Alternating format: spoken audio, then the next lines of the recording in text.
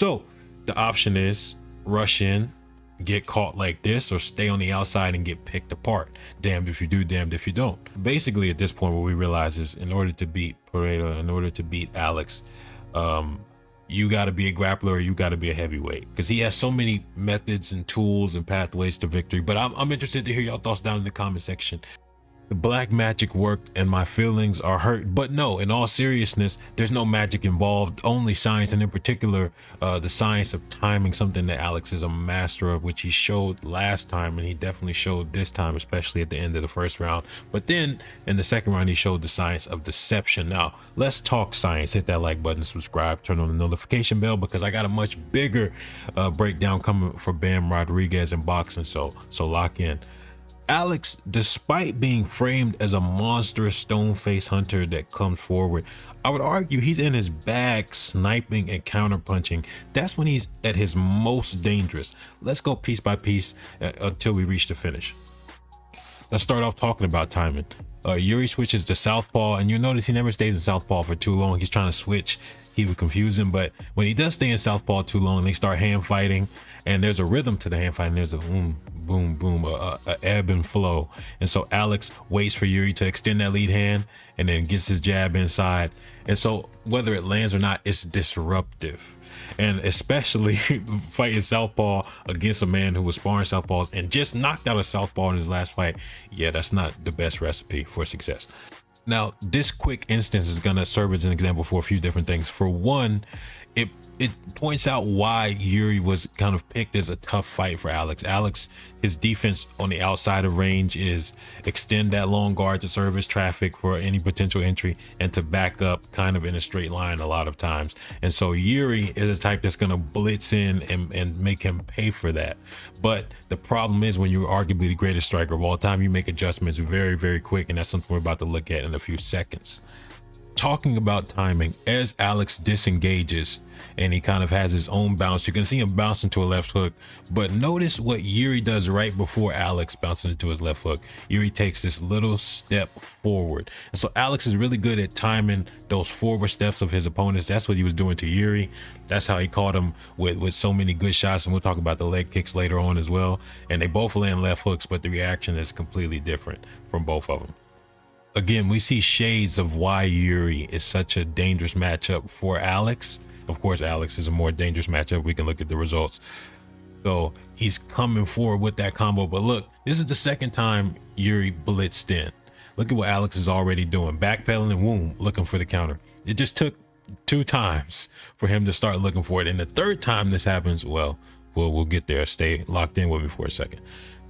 Just like we've seen glimpses of the left hook that's about to come up, we've seen glimpses of, or at least a glimpse of, the high kick, although this is a right high kick because Yuri's in southpaw and Alex was attacking the body a lot. But look at how Yuri reacts.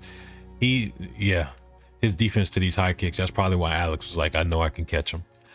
As Yuri charges in, Alex disengages, backs up, and he waits timing. He waits for the moment. Yuri kind of has that weight distributed and stuck mostly on that front leg.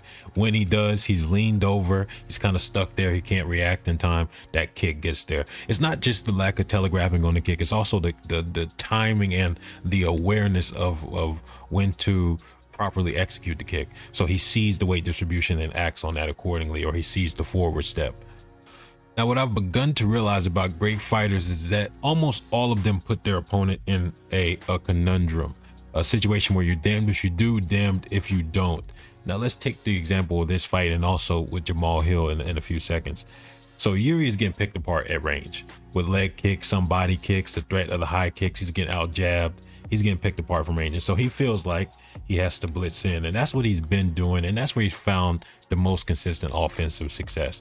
So he's kind of like feinting to step in and he's looking to jump in.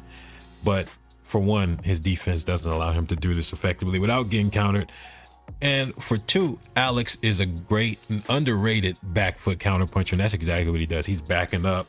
His left foot's not even fully planted, and he rips his left hook, lands directly on the chin. Super accurate, great timing. Everything you would want on a back foot counter, floors him. So the option is rush in, get caught like this, or stay on the outside and get picked apart. Damned if you do, damned if you don't. Or you have a Jamal Hill scenario where Jamal Hill was actually dealing with the leg kicks pretty well. And then Alex, instead of being on the back foot, he went on the front foot. He started hunting.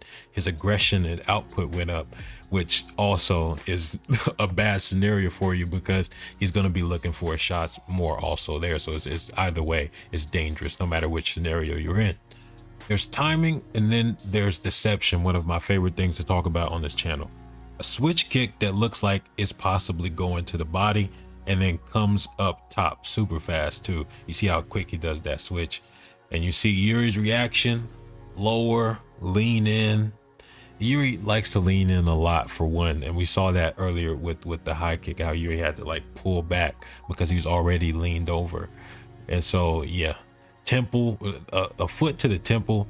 I call temple shots body melters. Your body just melts. That's what happens to Yuri. It's over. Now I'm very biased towards Yuri. He's probably my favorite fighter in the UFC, but the problem is he was eventually going to find himself in some sort of situation like this. He was either going to get countered coming in, like how he did in the first fight and in the first round, or he was going to get picked apart from range, like how he was in the first fight and in the first round of this fight. So basically at this point, what we realize is in order to beat Pereira, in order to beat Alex, you got to be a grappler, or you got to be a heavyweight, because he has so many methods and tools and pathways to victory. But I'm interested to hear y'all thoughts down in the comment section. Who do y'all think can beat this man? Yeah, like I said, Yuri's my favorite fighter in the UFC, but not super unexpected. It's kind of like an arrow spin scenario where I knew where this was gonna end. No matter how biased I am, the truth is the truth. Bam Rodriguez coming tomorrow. Stay tuned, stay locked in. Fight Scientist, I'm out.